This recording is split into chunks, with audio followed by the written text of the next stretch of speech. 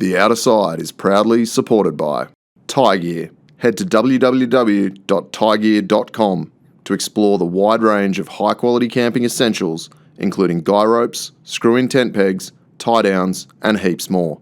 Tie Gear. Adventure secured.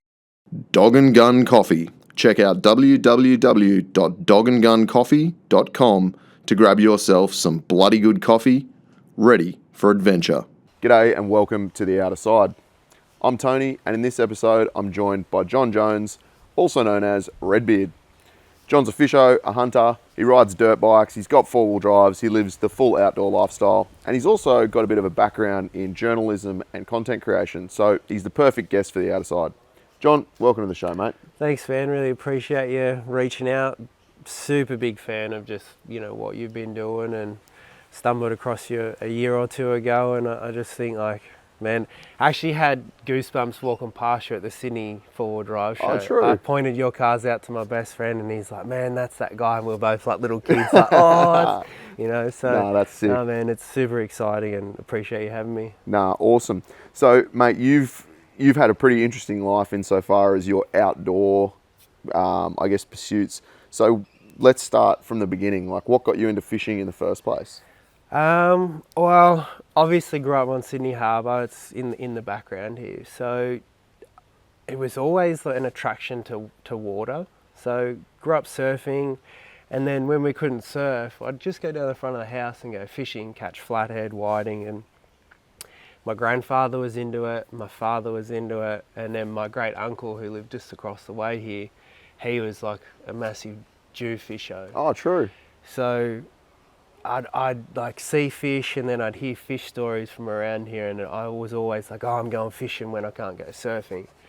And my parents always encouraged like being outside.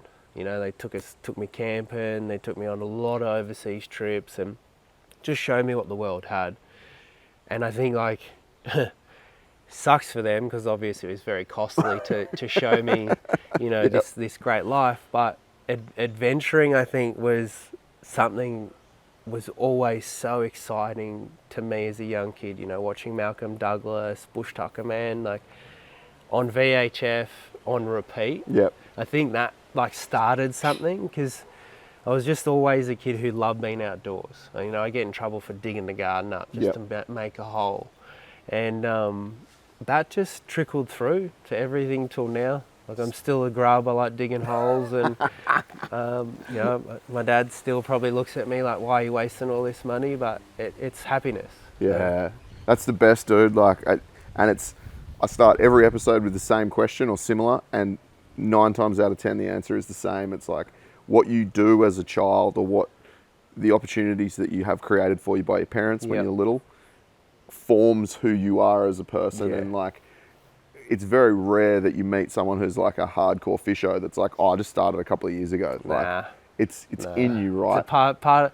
Look, let's just look at rock fishing. To stand out on a rock for days on end in the rain, the wind, and no one to talk to, there's something wrong. Yeah. Or you have to just purely love it, yep, to the point where the environmental thing doesn't matter. It's what's going on inside. Yeah. As a rock fisher, I can absolutely relate to that. There's a lot of hours standing out there going, what am I doing? But then you keep going back for more, right? Yep. I think that's the thing about adventure, is something might not work the first time. So, if you like being told no, you're going to go back and try and make that work again and again and again. That to me is what fishing, adventure and hunting is all about. It's it's Mother Nature saying no, but she's still allowing you to pursue your passion and that excitement. And I think that's what a lot of guys like us have in common, is you'll do it no matter what. Yep. Whereas some people are, oh no, it's raining. Yep. Or oh, it's too windy. Whereas if you do understand fishing, and I think a lot of character is created by fishing, because you spend a lot of time on your own, but also you spend more time in poor weather than anything else. So you got to find the enjoyment somehow. It's funny, I never really thought about it in that respect, but it's like that for so many of the outdoor pursuits, right? Even hiking, the mountain is saying no, don't walk up here, but it's overcoming that. Yep. It's like rock climbing. It's, you know, even with four-wheel driving, like you shouldn't be able to drive up there, and you're like, all right, I could though. challenge accepted. Yeah, And maybe you've just unlocked something in my brain that was like, you know, as a youngster being like really rebellious and anti-authority, and maybe that's a big part of like the challenge of all this stuff. And you're right with fishing, dude. Like, I mean, I know some pretty hardcore Dewey fishermen, and they're like, oh, there's an East Coast low. Awesome, we're going to go rock fishing. Yep. And everyone else is like, we're not leaving the house for a week. Yeah, 6 meter seas. Yeah, and they're out on the rocks throwing hard bodies, you know. Like, yeah, man. I think that's pretty cool. Yeah. So your love of fishing, I guess, has always been there from a youngster, but then you managed to turn it into a business. I did. There's a few steps in the middle there, I think. Yeah, there's definitely a few steps. I'll kind of break the journey down. So obviously got super into just like my conventional gear fishing. I travelled a lot with a really close friend from school, Chris.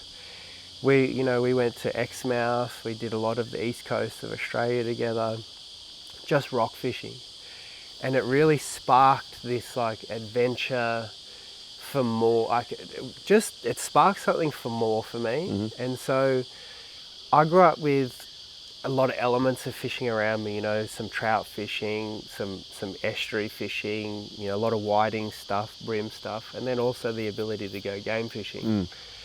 And it was all like great, but there was something missing all the way through. And I guess someone handed me a fly rod when I was probably like 15, and I was like, yeah, this is cool, but like it's the hardest way to catch fish, right? And so I kind of left it. And then I got to a point with like my just gear fishing career with, you know, we were doing journalism. I was writing for some magazines. We were doing a lot of like travel stuff. We were probably some of the first guys to actually do the sponsorship, like travel sponsorship fishing stuff. And so we were doing that a lot. And, you know, I'd sit there and I'd be like, man, this is boring. Like the adventure's cool, but the fishing part, like we're just casting lures and we're catching, or like we're setting baits, we're catching. And I started watching a lot of the American fly fishing stuff around tarpon, and I was like, no, I'm gonna get that rod that someone gave me, I'm gonna put it to work. Yep. And I kid you not, man, like I had a boat, I was doing like a lot of comp fishing as well. So I packed the fly rod in the boat. I went out fishing one day, caught heaps of fish, and then my buddy's like, oh, you should give that a go. And I kid you not, man, like we're on some fish, and I fought a fish for like 2 hours. By the time we were done doing that, my buddy's like, this is stupid, bro, put that away. You know, and when he said that, like in my head, I'm like, might be stupid for you because like you haven't fought this fish for 2 hours. But I've just had like a blast, man, like a blast. And we got off the boat that night. This is like, you know, 2007, 8. I'm like, you know what? I'm going to park this like chunk of change that I've spent on all this, like all these Stellas, all these custom rods and reels and lures from Japan, stick it in a box and like put it away. And I had this one fishing rod, fly rod, that I would take everywhere. And within a few months, I was catching saltwater fish on a trout fly rod. Yeah, okay. Some dude's like, what are you doing? I'm like, what do you mean? I'm just like fly fishing. He's like, dude, that's like a 4 weight for trout and you're catching kingfish and Aussie salmon on it. I'm like, yeah, man, like I fight fish for 40 plus minutes. He's like, that's stupid. Yeah. So he's like, all right, you need to get a 5 weight, 6 weight, 10 weight. And I'm like, weight? What do you mean? Like, I'm just running like a 3 pound, 4 pound leader, and like I got the fly line from some guy, and this dude was like, he was shocked. But I was a fishy person prior to this. So I then went to the States, went to Bass Pro, I bought like 3 reels, just like cheap combos, started fishing in like doing some trout stuff, came back here and just started lacing fish up in the harbour. And then it all changed. Yeah. Like a career started to happen where like people were interested in me taking them fishing. And it wasn't because like I was some hot shot or whatever. I think people just saw what I was doing and got excited by that. And then Because it was different, right? yeah, and obviously a lot of people say I have a personality. I don't see it, but I think that was just attracting people as well. Like they saw me generally just having fun no matter what the environment was. And then, fast track, a few years, maybe five plus years, we started to just look at print media and where that was going and how it was fading out. And I really wanted to stay a part of like the journalism. It's the only qualification I have is photography. Yeah, right. So I have 5 diplomas in photography. So I left school at 14. Yeah, So okay.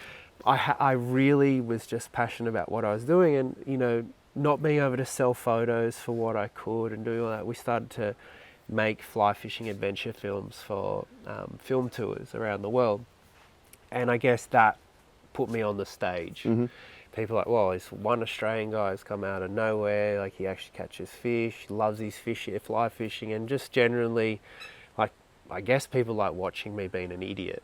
And that, led me to move to America with my partner at the time, and she taught me a lot. She was American, and she showed me how Americans really support people who are having fun and good energy. And man, everything fell into place from there. Like we were making YouTube videos like way before YouTube was even a thing, and like I was telling people, I can do all this promo stuff here, and then I'd bring up YouTube and they're like, whatever, bro. Yeah. And so I was always just focused on like my photos, and my content was always like pretty good. But then it just snowballed into this lifetime career, and I do some guiding. I have a multi-million-dollar business that's focused on pharmaceuticals. So like that's obviously now my big focus, but fishing keeps everything for me sane, adventure. So who cares about that business? I wouldn't have that without having the passion for what fly fishing showed me. I wouldn't be able to do that. Yeah. And balance both of these things. And I think that's such an important point, and something we were talking about before we started filming, right? It's like, particularly now with social media, YouTube, people look at these personalities and these creators and they go, how good's their life? And it's like, sure, but just remember that it's a percentage of their life. Yeah. It's a very heavily curated percentage. And, in four-wheel drive media, for example, which I'm heavily involved in, people see a 40-minute episode and go, what an awesome trip. Best it's like, life.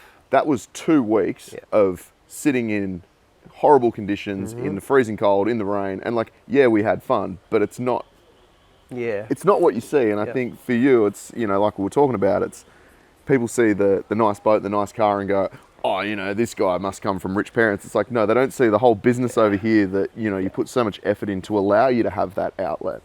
And I think we need to celebrate that more in this country. I think as Aussies we do, it's funny, the experiences I had in Australia before leaving really made me just see that Aussies are not always the kindest people. In media, you mean? In fishing and I guess in a lot of things in general, we love to big up to pull down. And I would receive a lot of hate mail about what I was doing. Oh, you're promoting the sport in the wrong way or whatever. But I was always bringing new people to the sport, and I think that's what, I hate that word ambassador or like sponsored athlete, whatever. Those terms are just garbage. It's brands invest in you because you bring personality and attraction to you, and so they'll invest in you with their products, put you on trips or whatever. It's because they see that you're something to someone, or you appeal to a group. I think that's where Aussies, we lose that because we're like, oh no, that should be me. Whereas like, it can be all of us. So go out and get it. Get after it. And I think like that's where I have to say to a lot of people, like, you can look at my Instagram and think, oh, I live a great, easy life. I don't sleep, like I'm bald, I'm not even 40. You know, have multiple employees that have families that rely on us. Like there's so many components to like me being able to go away and fish for a week that you don't get to show people. Well, no one wants to see it. No one cares really, like poor me. Yeah. You know, like I work hard to be able to do this, it's poor me. But that's the part we should celebrate is like, dude, you with your cars, you've worked so hard to build some cars that you can go away for 2 weeks, wring the tits off, come home, rebuild it, spend more money on it, and then have to go back to work. Yeah. This is the journey that a lot of us are on. Like, yes, there are the odd few that have made it, but there's always something bigger in the background that's keeping them going. And you'll probably find that the way that they have to run that business is far more stressful than 99% of this country working for someone. Yeah, being an employee. Right. And like that, and that's where the fishing and adventure stuff to me gets exciting is like when you do it right and it is like a part of your lifestyle and your business, it's not as easy as everyone likes to paint the picture as. You know what? It's something really interesting. I've done a lot of fishing charters over the years, right? And one question I always ask the skippers, because often the business owner is the skipper. He's also the guy responsible for finding the fish, and he's, you know, and he's maintaining the boat, and I always ask these blokes, I'm like, do you like fishing? And they go, I used to.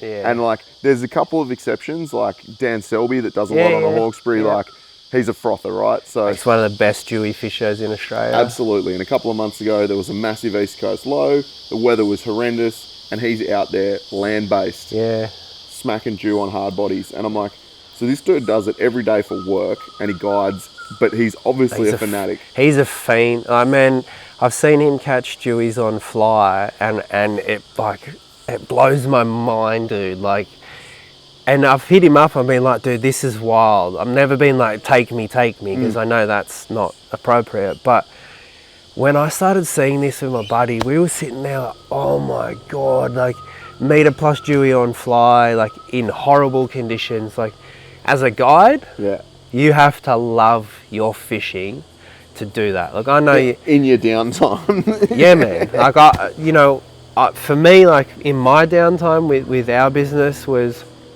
I'd come home, wash the boat, check out for like 2-3 days, and then I'd know what's happening on the water because I live here. Yeah. So I never had to like work to find fish for my customers on Sydney Harbour.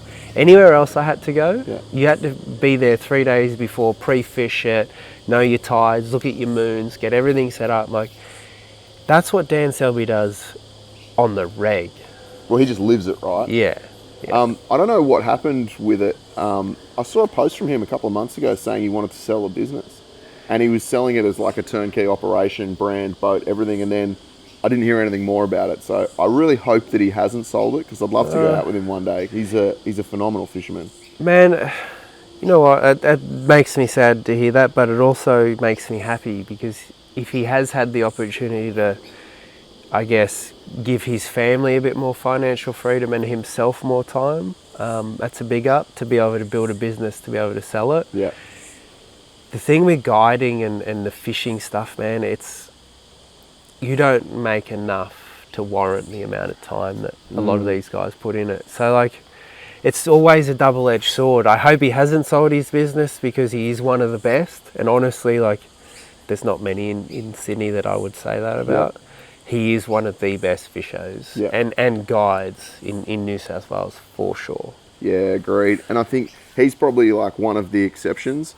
I remember I went out off Albany in southern WA, and it was like, I don't know, not like a bottom bashing charter like you do off Sydney with like a deck winch. Like, it was decent gear, but really it was like baits dropped to the bottom, couple of cranks. Yep. Mate, we were catching WA jewfish, Samsons, kings, like snapper, you name it. It was amazing. I'd never experienced fishing like that. And they're like, oh, it's pretty shit day. Yeah. And I'm like, okay, this is this isn't Sydney anymore. Yeah. But asking the skipper, I was like, do you like fishing? And he goes, I hate it. Yeah. And he said, I used to love it until I started doing this. Yep. And he said it went from choosing to fish to having to fish. Yep. And as you would know, and anyone that's into their fishing, is you start quite simple and it's all very basic, and then the complexity just like it just multiplies by 10 every couple of years. Everything, you know. And I mean, you said it just yourself, right? Moon phases and people that aren't a fisho go, what are you talking about? The moon phase, you freak. But I think being able to choose when to go fishing to maximise your results and your enjoyment versus I've got a charter booked, I have to take them even if I know it's going to be hard. And I think that's the bit that a lot of people miss, right? Yes, the dream is to merge your lifestyle and your business, but it ain't all it's cracked up to be, right? What you just said, like the thinking about the moons and everything, like that's where most fish shows go crazy, because like you'll have a charter the day before where you absolutely whack them, and then you'll get with a group of fish shows who probably don't know how to fish that well. Then you get an experienced angler 2 days later, and he's like, "Where are all the fish gone?" And it's like it's just understanding what it takes to be on the water and be on fish all the time. Like that's where most fish shows tend to hate their job, because it's like, I'm now not chasing fish, I'm chasing the weather. For someone who just wants to brain fish. Yeah. Whereas like we all start off going fishing because it's like a pastime, a relief, or an escape. It's relaxing, and then it becomes not relaxing. Like this whole fly fishing thing, to me, people are like, oh, it's so cool you get to do it. And I'm like, man, do you know why I have no friends? Is because of this thing. Like I have 2 buddies I fish with outside my work life, and honestly, like we've gone through some of the most enduring shit, sorry to say that word, but no, you're right. hard times to acquire a trophy. You know, like hunting is very similar, and it's like you sit in a hut for a week or in a tent for a month, it's raining, it's blowing its guts out for weeks on end, the water's dirty, you get a window for 2 days, you have like 2 shots at one fish and it all falls apart. It's a recipe for depression. But I think what keeps like me especially going, and my 2 buddies, is like those times make you appreciate the one good time that happens in that, say like 3-week window. You'll have a day where it like Hail Mary all comes together and we're good. But then like the insanity, which I think a lot of people look at, is like, why would you do that? The insanity is fueled by you not doing it every day. And that's where most fishers and hunters go bonkers, is when it gets restricted to the point where like you're having to do it for a monotonous reason, we start to dread it. And I'd wake up 4 in the morning, prep the boat in the rain, pick the customers up at 6, get them on fish.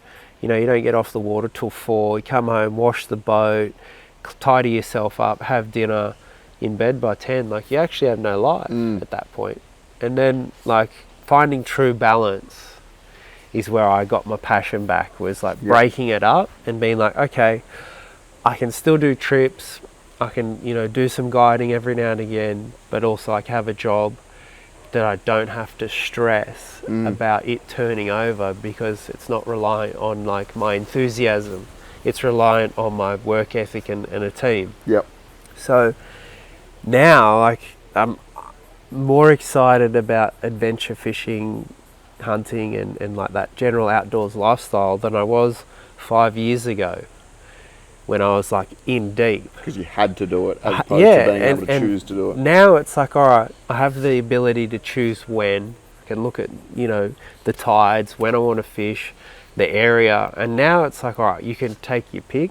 And I know that sounds, you know, like the most perfect scenario. It's not, because when you work in an office job, and that this is the flip side of going to the dark side, is I sit in the office being like, wow, weather's perfect. And then I book my 2 weeks off and I'm like, wow, the weather's rubbish. So I think being able to create that like perfect balance is what I'm searching for at the moment, is be able to work and then be able to work play and really like take advantage of those 2 weeks or that week and make the most of it. Whereas if I went back now and I had the freedom I had 5 years ago, we wouldn't be sitting here talking about it because I'd be out there with Yep. someone on the front of my boat.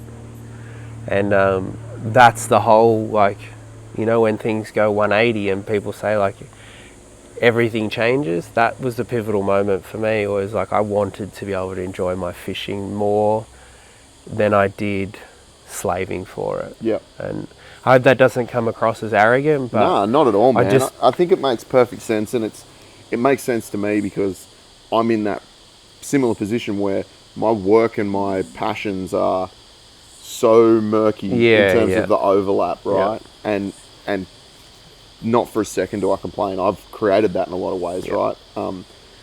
For me to work in marketing, I have to be passionate about the product that I'm marketing. For sure. And I have to believe in the brand, Yeah, right? yeah.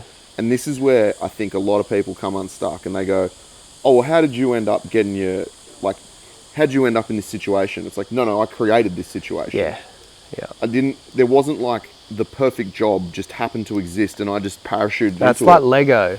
Yeah. Yeah. It's like, nah, man, I've created this and it's come through mistakes and hard work Yep. and you know, all that sort of stuff. But there's definitely a part of me that, and I've talked about it on this show quite a bit, the more four-wheel drive content that I create and the more that I'm involved in filming, the more I enjoy going out without cameras. Yeah. And I think Yep. for fishing, like, you know, we're talking about Dan, and I don't know Dan from a bar of soap, but for him to still be such a frother and still be so keen to go chasing dew when it's like the worst possible weather conditions, it seems to me as an outsider that he can separate the two, right? He's got fishing for work and then he's got fishing because he loves fishing. Yeah. And I think someone like that, and there's lots of people that do it really successfully, they manage to, I guess, set boundaries for themselves, because otherwise the risk that you run, and I've met a lot of people that say this to me, they go, I started to do this because of the lifestyle, but now it's consumed me and I don't enjoy it anymore. It's funny you say boundaries. See, I just don't have a boundary. So I'm like, I'm all in. Yeah.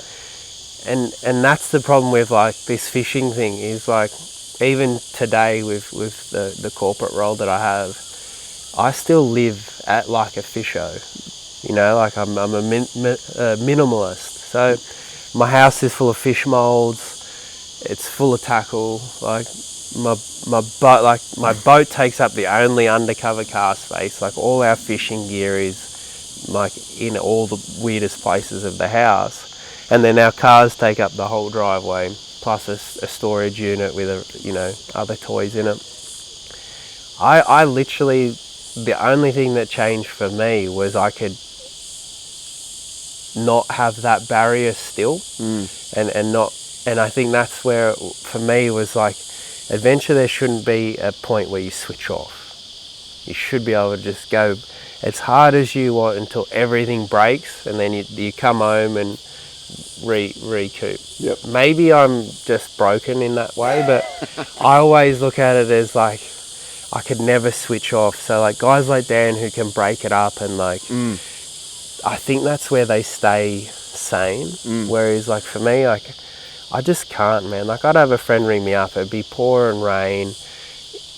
Oh hey, do you want to go to Cairns fishing? Yeah man, let's go. And like I'd drive, pack the boat up, pack the cruiser up, and we go fish, 40-degree heat, catch nothing in 2 weeks, and then have one day where it's like whoopee, and it all comes together. Majority of people break. Yep. Or they get over it, right? Yeah, just the drive. And I think like in fishing in particular, man, like I've fished my whole life and I've met some phenomenal fishermen. There's 1%, I reckon. There's 1% who are... I don't want to sound arrogant, but there's the saying in fishing and in hunting, 10% of the people do the majority of the hard work. They catch 90% of the 90% fish too, right? of the fish, yeah. So when you do the conversion, it's like, all right, well, you've got 90% of people out there participating, but 10% of them are like, let's just be frank and honest, like they're unhinged. Yeah. They want to be there when no one else does. Oh, it's like it's a mental illness, but it's a really impressive one for me. And like I've seen a couple of young blokes coming up in Sydney over the last probably 10 years, and some of the names that just immediately come to mind, like Cam Cronin, and young blokes that are out there that just Seamus is another one. Like they live for it and they start at such a young age. And then I've watched these kids and they're like, and I can call them kids because I'm old enough. They're catching pretty good fish. Yeah, man. And then 10 years goes by, and now I see the fish that these blokes are catching, and they're out there. Seamus is the guide, I think. They've got it nailed, right? Yeah. Like, they've absolutely got it dialed, but there's something wrong with them. For sure. Like, it's not a normal thing to be good at. I actually paid a lot of attention to Cam Cronin's fishing, and we fished together when he was a lot younger and I was. The passion in kids like that, man, like I said, it's ingrained in you from the start, from your parents. Yeah. Go outside, go and enjoy it. And you'll find, like, if a lot of us put that same energy into a business, we can all be very successful. Because that unhingedness creates drive for more. And I think that's why a lot of guys, like, you know, you look at Shauno and the adventures they do, it's not the destination ever. It's how are we going to get there that creates that, like, inhibition to, like, not fail. And that's where a lot of fishers will, and this is kind of strange looking at the generation before me, is where they failed not coming across to the social media, the YouTube, is we do get very set in our ways. Yes. Because of how hyper focused we get, and it's like, well, no, I've been doing this for 15 years, it's always worked. If you have the ability, like Sean did and others, and morph with the time, You've got to be able to adapt, right? That's where, like, success in your business can be created from your energy. And, you know, I guess for me, being a guide and just being a dude who would put people on fish the whole time, where I got to see a lot of, like, positivity was when, you know, brands who'd taken care of me for so long would be like, hey, we're going to do this trip, you know, it's to promo like a new Sunny line or new clothing or things like that. I'd be like a kid, man, you know, because it's like you look at these brands for so long and worship them, and then the next minute, like, you're that guy in the magazine or on the billboard. And, like, I never, like, got time to stop and appreciate that when I was doing it full time, because, like, it was the everyday thing. But now when, like, you go on those adventures and you put a lot of, like, personal time into it, you actually stop and appreciate what goes into doing it. Like, I haven't done a few fishing trips. I didn't do many last year just because of work.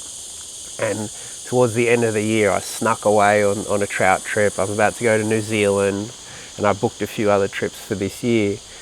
And I can't tell you how excited I am, because now I'm like, wow, I have a reason. I'm not just going to, like, appease a photo on social media or, like, give someone something to watch. It's like I'm now feeding the soul. And I think, like, that's where Australians need to really, like, take a good look at ourselves and stop shooting these social media people down or these YouTubers down. We should be, like, bringing them up, because they're the ones making us excited. And now I'm saying that from the guy who's on the other side of the screen. Like, I'm watching these new shows, these new people, I'm like, man, this is so motivating and cool.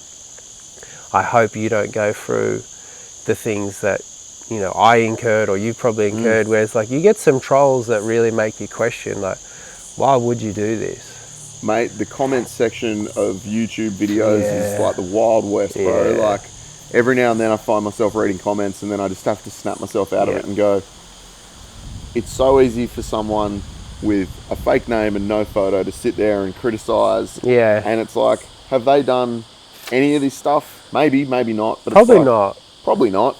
And I know for me, the last thing that I want to do in my spare time is go and like harass and abuse and put shit on someone that I've never met. Like, I don't understand. But social media has created that avenue for people, right? It's given everyone a voice.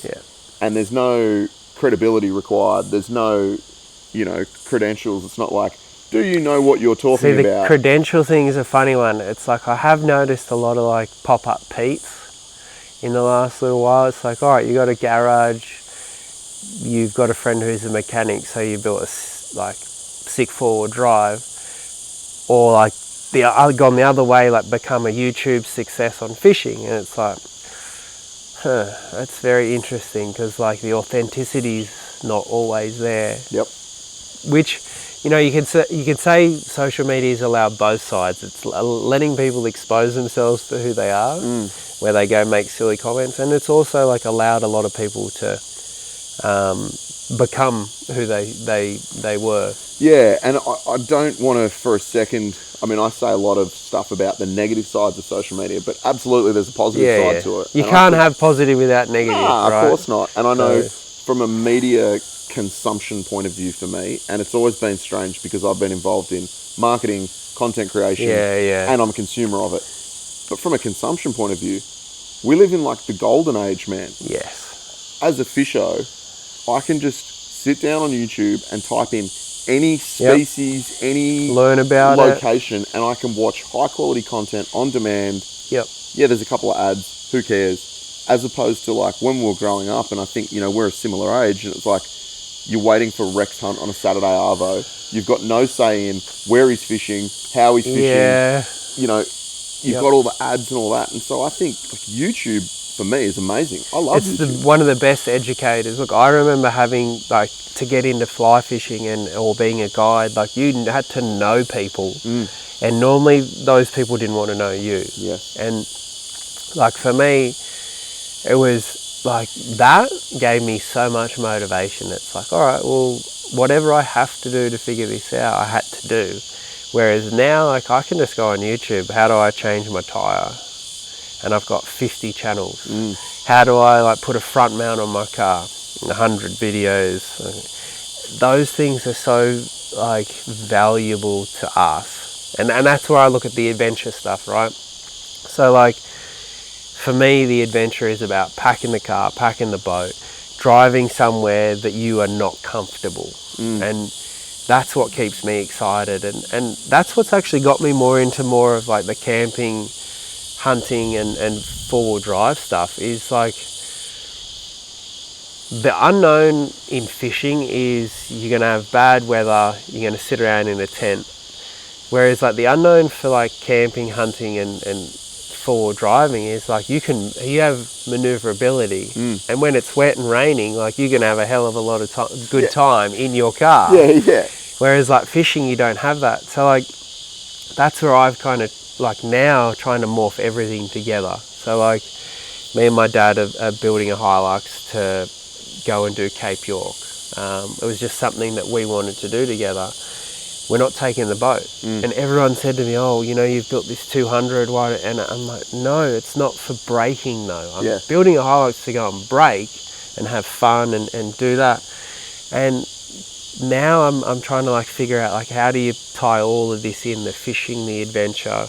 And obviously Australia being one of the last frontiers, we still have so much unexplored territory, from the west coast to the east coast, even like the bottom end, Tassie, SA and all of that. There's still so much down there. Yeah. But it's really funny that like a lot of Aussies have explored some of the remote tip the most. When you think about it, like when you talk to people about Australia, they think of Cape York, Cairns or Bondi.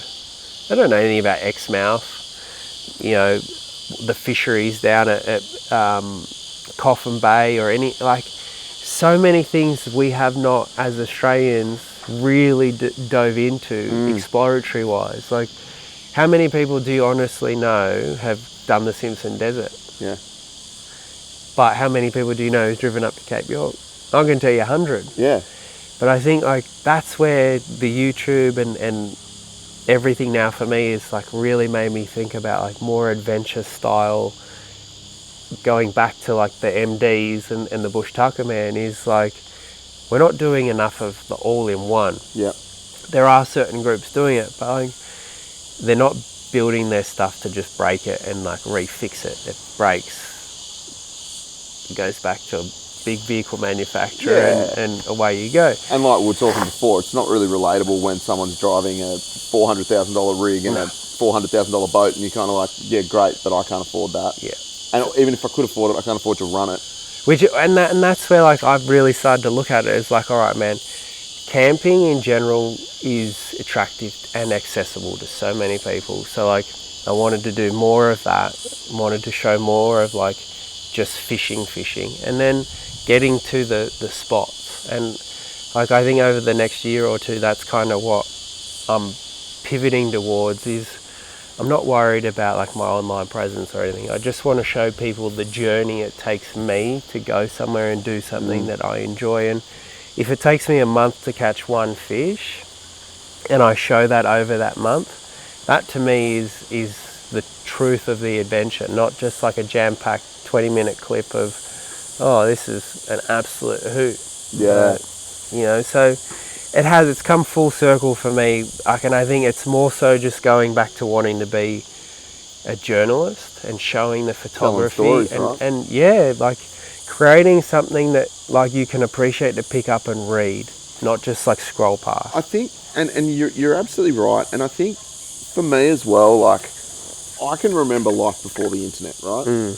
I was young, but I remember the first time I went on the internet was in 1996. Like I actually remember the day. Take you right? 20 minutes. Yeah, and it's like there's nothing on here. What is this weird thing, right? But I've always been a huge consumer of books, right? I've always loved reading, and it's the story, right? And I think now we've seen like with social media and things like TikTok, right? Like I was in Thailand a week ago, and I was on the MRT there, and I was just looking over this girl's shoulder, and she would have been like, I don't know, man, 13, 14. She was in a school uniform, and she's got a phone there, and she's on TikTok, and it was like just flick, flick, flick, flick, flick, flick, flick, like 0.1 of a second on each video, and I'm like, what are you doing? Because you're not even seeing enough of that to make a critical judgment about noise. Whether or not you're interested in it. You're literally just flicking through.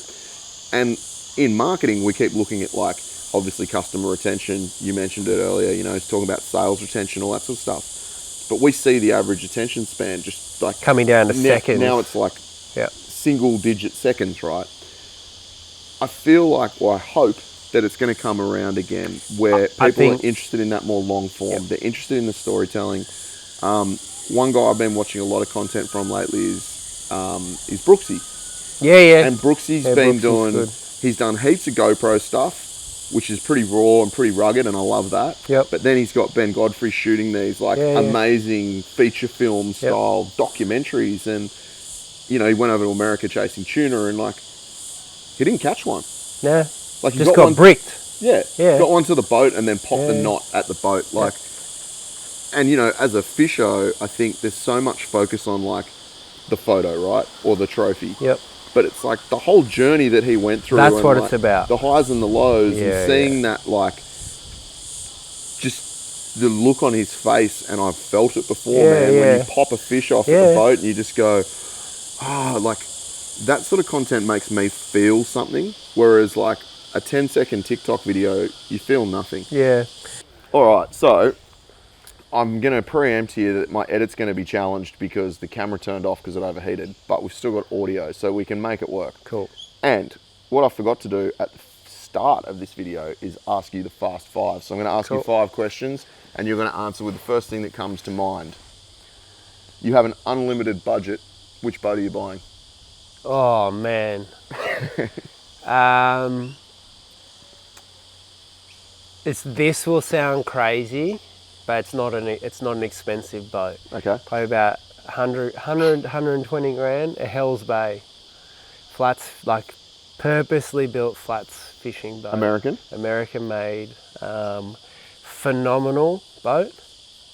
The reason I say that'd be like, if it was no budget, it's because I already owned the perfect boat. Okay.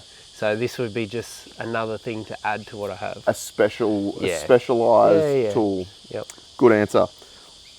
You've fished in a lot of places. What's your favourite fishing destination?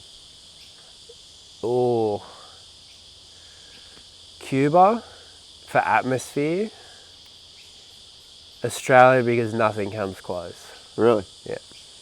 In what respect? Like variety of species, variety of species, the ruggedness, getting to the location, the whole kit and caboodle around access to the Australian fishery.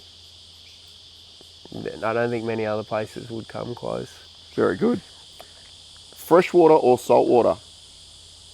Ah, man. They're not meant to be easy. Salt water for sure. Yeah, salt water. Good. Favorite band or music artist? Favorite band, Metallica. Good. Yeah. Artist?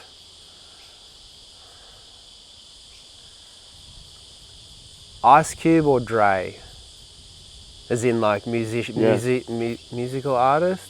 Probably Dre because of how much he's done, but he's still relevant today. Unbelievable. And still made, I reckon, one of the best hip-hop albums of all time.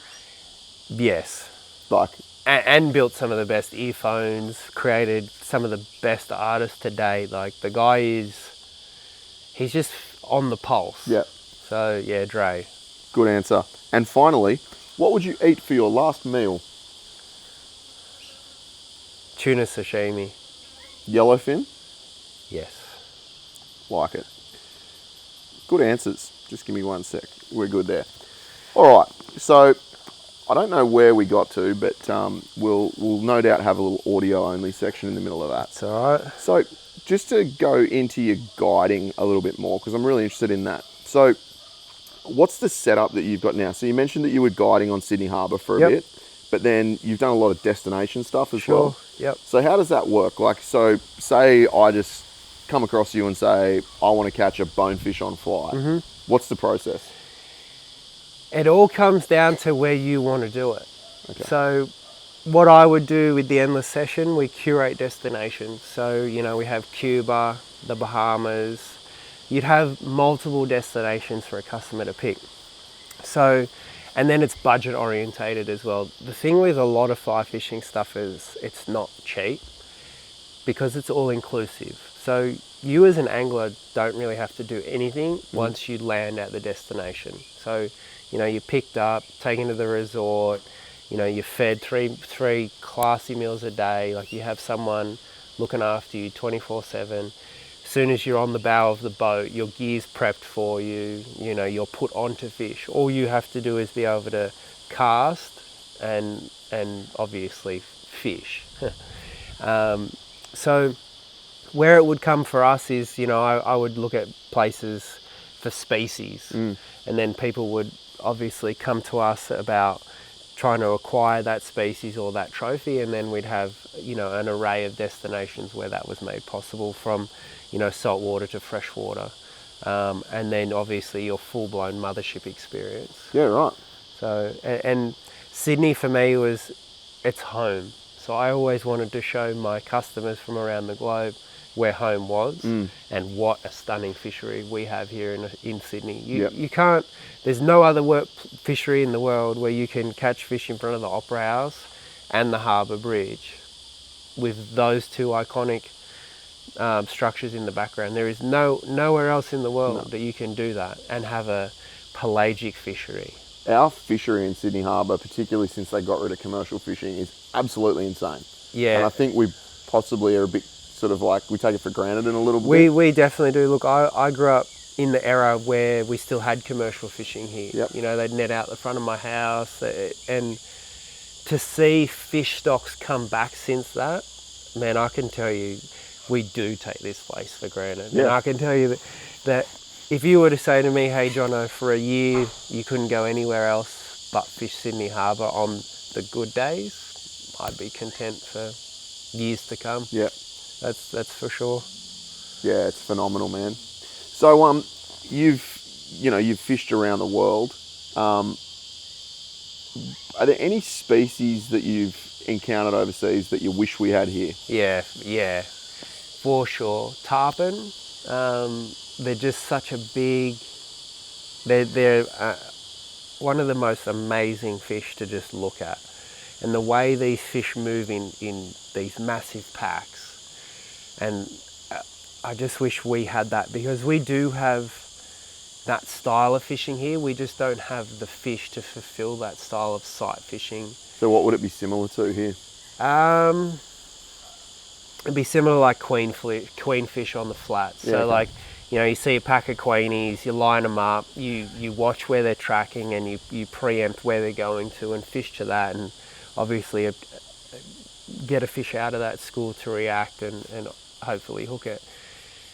We do have a great sight fishery. We just don't have certain fish that for fly fishermen tick all the boxes. We have, I think, one of the world's best permit fisheries. Do we? Definitely. Look, Aussie fly fisher Josh has really put Australia on the map for what calibre we have here for flats fishery. I think he's done a really good job. So are they up the top end? Yeah. Yeah, Okay. So they'll stretch from about Harvey Bay all the way around to the west coast, like Exmouth and down. Okay. Because actually, I've seen photos of one caught off Fraser. Yep. So they're top half warm water fishing. The thing with Fraser is it's so netted. Now with the restrictions, I have friends who are living there and they're saying they're starting to see some fish come back. Yep. So yeah, from about Fraser all the way around to Exmouth, that's like your prime. Yeah, right. Prime time for permit. And we have new things called the Blue Bastard. Yep. They're just a brute, man. It's like hooking a front rower from New Zealand on a fly rod. They just charge. So when you say it's a new thing, like I'm guessing it's not a new species, but it's a new way of targeting them. It's a new fishery. So probably, look, you could thank some of the gurus for kind of opening these up about 10 years ago. If you go back to print media, like you would have seen the odd fish tail stories about these fish, it wasn't prolific. But since digital media has happened, it's become more and more exposed on these remote locations, these just fish that don't play ball. Yeah. They're there to screw up mentally and physically, and I think over the last 10 years, the story's been shown that Australia has one of the best fisheries. And like I said, we are a last frontier. There is still a lot of this country that is uninhabited but still unexplored for fishing. Yep. And also like adventure too. There's still a lot of places we can't get to without a chopper or a boat. Yeah, which is somewhat limiting. It is, because it's expensive. Yeah. Have you done anything in PNG? No, but destination-wise to go to, top two. Yeah. The black bass, the barra they have, but also the tropical fishing. I got a guy who I know through the fishing industry, Luke Worster, Rock Expeditions. He's set up over there. He's an Aussie dude. Man, like the stuff I see there gives me goosebumps. I'm like, dude, this is like, talk about last frontier. Like Papua New Guinea is like that's what made me think of it when you said like uninhabited, unexplored, and last frontier. Because PNG is probably, there's two places that I want to go. PNG's probably up there with black bass, and the other one's Oman to catch those prehistoric brim. Yeah, I've done Oman. Oh yeah. Yeah. If you want to do PNG, man, let me know. I'll book a ticket when you go. Hell yeah. We'll make that work. Oman, man. That changed my world. I went just pre-COVID, like weeks before COVID. I've got a really good friend over there who's set up, and he'd just finished his mothership, and we didn't get to go, and it was just being finished as I was leaving. But that's not No Boundaries, is it? It is, Ed, yeah. I followed him for a while, man. Shout out to Ed, man. A solid human, great friend. His fishery will change you as a person for good. It'll take out every negative aspect, because what they have on tap over there, it shows you what management does. When you're not just pillaging and selling everything off to overseas. So it's a well-managed fishery then? Yeah, man. There's a lot of fish there. And well, just watching some of the GT fishing videos that Brooksy's done with him, insane, man. Those brim on fly, I'll tell you, man, like that is some next level. Like I got them on surface flies, and I was using a bass popper. Man, it was unreal. Like they're savage, and they're big, bro. They're like, well, you think like how hard pound for pound a 30 centimetre brim goes, and then you just multiply that out to what, like piranhas. A 70 centimetre fish they get over there? Yeah, man. So Oman is definitely somewhere, like, even for permit fishing, your GTs, sailfish, tuna, like it has it all. Where I don't think it's a last frontier is because of Dubai and the UAE, like it's very comfortable. Yeah, okay. It looks like a pretty good setup, like the Beautiful. accommodation, the Beautiful. transfer vehicles, the mothership, it's all... Beautiful. Whereas here it's like, mate, here's a troopy, no aircon, like go your hardest, there's the fishing spot, have at it. Isn't that so much of like, from talking to people from overseas, that's the appeal of Aussies though, is that we are like pretty raw, pretty rough. Oh, mate, you don't need anything. Like even in America, you know, you talk about a swag and they're like, what the hell's a swag? Yeah. And then you show them and they're like, why would you sleep in that? Why would you sleep on the ground by choice? It's funny you say that. So like, obviously I spent a lot of time living over in the States and we do a lot of trips. This trip, it is instilled in my brain because it was one of the hardest trips I'd ever done and we did it like we Aussies would do it. So went down to Florida to fish the Everglades, massive storm coming through. So like, look, you know what, we'll get a tiki, we'll hammock it, we'll tie the boats up and we'll just hunker down through this storm and we'll be all good. And obviously like we've got a filmer, a photographer, it's a promo trip for the eyewear company Smith. And there's a crew of us, there's 3 boats. I'm telling you, 4 dudes ended up standing huddled in a portaloo to keep warm, dry and sane for like 12 hours. It was insane. But that's what Aussies do.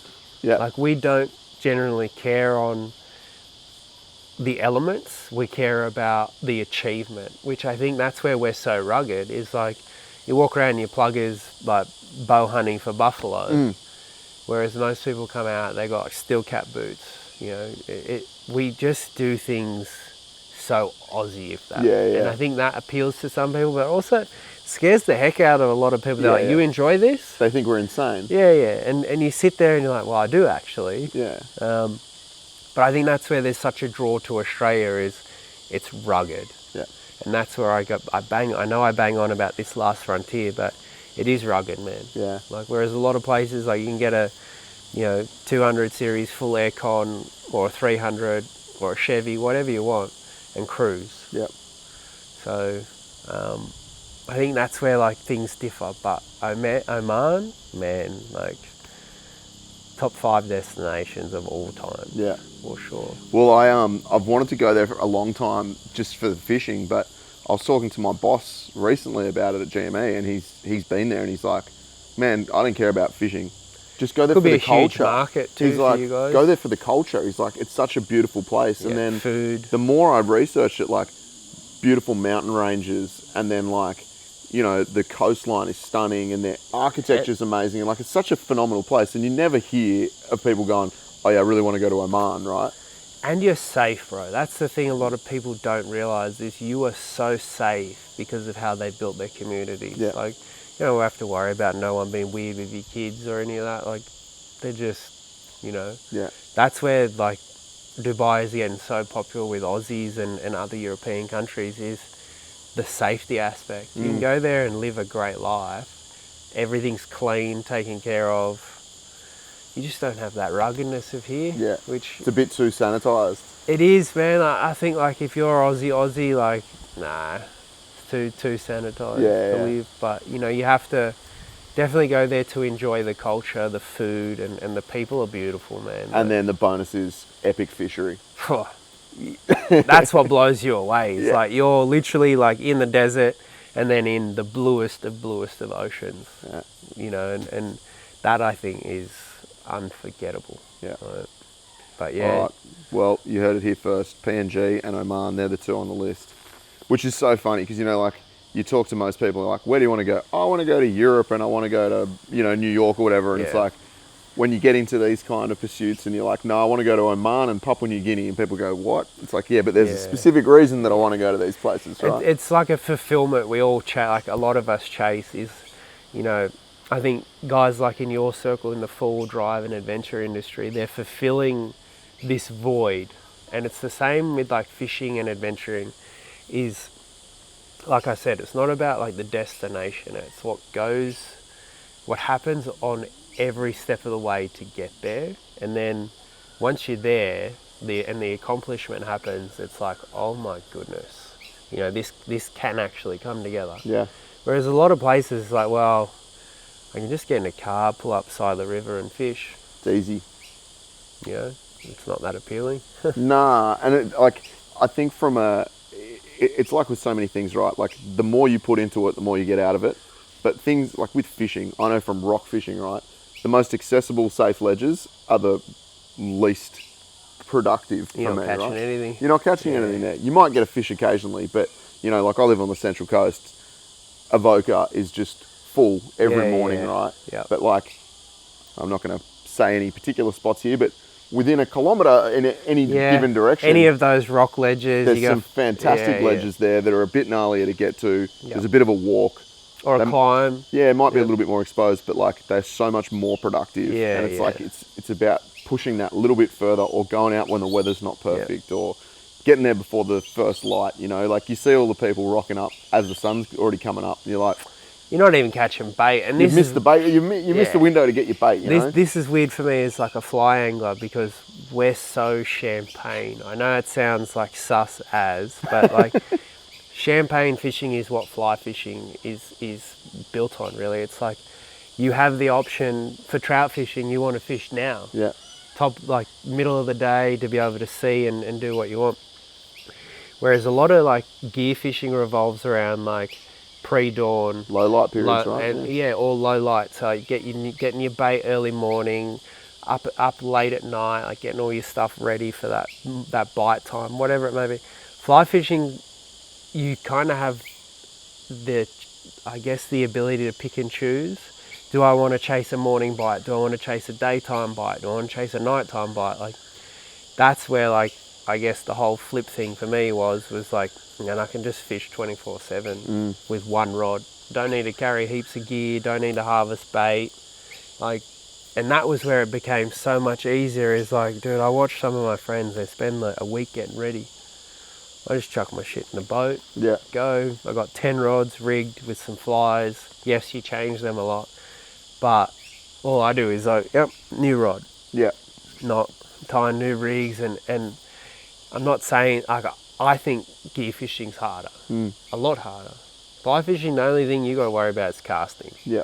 9 times out of 10, the fish still don't care how you cast. They're As long not as it's saying, in front of them. hey mate, I'm not eating that because you cast shitty. Yeah. They like, you just have to be right time, right place, right time. But gear fishing, like, there is a big aspect of like gear prep and all goes into it. So like, I think for me, appreciating both worlds, like I see gear guys catch some fish and I'm like, wow, this is insane. Whereas a lot of like fly fishers are like, yeah, it's just like conventional tackle fishing, but they don't get the appreciation that goes into it. And that's where I think like fly fishers are looked at as like these kind of arrogant, pompous, champagne fishermen. Majority of them, man, they're like grubbier than most. Yeah. You know, like the real hardcore fly fishers, man, they live without shoes. They're like, they're into some things that like you question, like, you really, you know, but it creates a character. Yep. And I think a lot of fly fishers are characters because they've picked one of the most insane sports. I would absolutely agree with that. If you don't like catching fish, become a fly fisherman. Mate, I have enough trouble not catching fish with conventional gear. I don't know if I need to add any layers of complexity to that. Yeah, I can. I still don't catch anything really.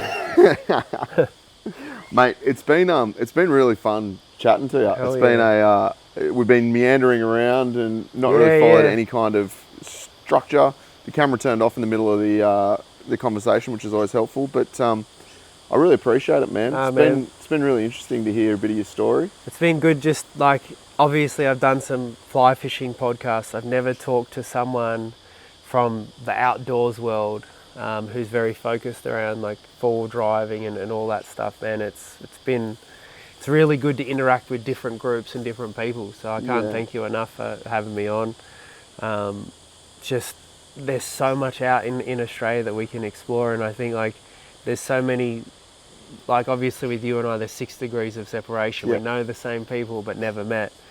And I think now that we're talking, it's like we'll probably go and do some trips, and then, you know, you might end up interviewing someone else that you've met through me, or I might end up hanging out with someone else who I met through you. So I think these kind of things are just priceless. Yeah, awesome, man. And that's, if I get nothing else out of this whole podcast, whatever you call it, business activity that I'm doing, I think, already in the first season, I've just managed to meet so many cool people, and like people that are from different walks of life. You might be, focused on fly fishing, and I'm seen as like a four-wheel drive guy, but then there's so much crossover. Common interest. And the common interest, and it's really about, when you boil it all down, it's all kind of like additional stuff, right? Yeah, like what is the core aspect of what we both enjoy? And it's like, you've said it yourself, like Last Frontiers, adventures, rugged, it's those same kind of like driving essences that fuel us all. And I think that's really what I'm trying to get across with this show. I think you're hitting that on the head. I think like, if you don't focus on like your everyday four-wheel driver and make this, like what your brand to me stands for is like outdoors anything. Correct. And I think like that's what excites me when I look at podcasts or YouTubers is like diversity. Yeah. Well, I've got ADHD, right? I make no secret of that fact. I get bored easily. And don't get me wrong, I love four-wheel drives, but when I started creating this show, I thought, should I do a four-wheel drive podcast? I'm like, I'll probably get bored, eh? And like, there's heaps more to my life and my interests than just four-wheel drives. That's what I'm known for. But like, I fished long before I owned a four-wheel drive, and I'll probably fish long after I sell my last four-wheel drive. So I think there's so much more, and it's that crossover that's really interesting. And as you said, meeting new people. We'll undoubtedly go fishing together, and then... Yeah, man, boat's here whenever you want to go. Yeah, well, I'll definitely take you up on that. And then I'm just keen to see where it all goes, man. Yeah, man. I'm like, I think for me too, like it's cool to meet new people now, because I think like the outdoors and adventure is just kicking in. Yeah. And like I said, there's so many things that groups, if you pull together resources, funds, companies, you can go and achieve some really different stuff that look, let's just be frank, like there's a lot of YouTubes out there that are doing a lot. But I think if like they release the crab in the bucket syndrome and we're like, hey man, like if we team up and you like, shit gets so much bigger. I did see a lot of that with 24/7. Like they brought a lot of like guys in who might not have had the ability to get like up and use that to like complement their business, and then those guys have been able to benefit from that. Absolutely. I see that's huge. Yeah. That's where fishing YouTubers, man, we like lock out. Yeah. There is a bit of that, hey, and like I think fishermen as a general rule are like really secretive folk. Oh, right? dude, yeah. Like, you even see like photos on social media with all like the blurred out backgrounds and all that I take stuff. a photo where I know we're hunting trophies, so I'll photograph a background and then I'll substitute it. Yeah. I know people know where I'm fishing, but it's just like... Well, and now the problem is that you can blow up a spot in like hours. People can track your photo with GPS now. Yeah, it's quite phenomenal. So I think there's always that like secretive nature of fishing that is part of the problem. Yeah. But also that's part of the appeal. It's like, nah, go figure it out. Yeah. It's like doing something naughty. It's like, oh, I've got this, but they don't. So like, I've got to move quiet. I've got to be stealth, And I think that's a part of it too, is like you get up at 3 a.m. to drive to a place so no one sees you park. Yeah. It's like those things. We do that. Like, obviously the boat and the car for me stands out a lot. Like people see that and they're, well, that's why we travel long distances. And obviously I do run into people I know, but like they're not catching you at the boat ramp. Oh, where are you fishing? And you're like, oh, do I tell this person the truth or do I spin them a yarn? Like, 9 times out of 10, I spin them a yarn. I'm like, oh, mate, didn't even see a fish, And they think there's something wrong with you. Yeah. But you're like, oh, my recon's good. I'll be back a few days. But it is funny, like we do get very protective and like just insular. Yeah. Is what I'll say. But, it's for good and for bad. I think we just got to like, that's why more groups need to, I think, do more stuff together, because you don't have to blow spots out. You just want to blow out the activity. Yeah. Because that's what people are most intrigued about. Totally agree, man. So if people want to find you, what's the best spot? Instagram? Yeah, look, Instagram, just Redbeard. That's it really. Yep. I have a YouTube, but it's pointless. Yep. I haven't put anything on there in 15 So for your years. guiding stuff, if someone's interested in that. The endless session, any fishing related inquiries for travel or guiding, just the endless session. Mm-hmm. And then if you just want to watch a Yahoo, just Redbeard. Yeah. Love it, bro. All right, well, thanks again, man. Really appreciate it. Thank you. Appreciate it. And we will see all of you next time on the outer side.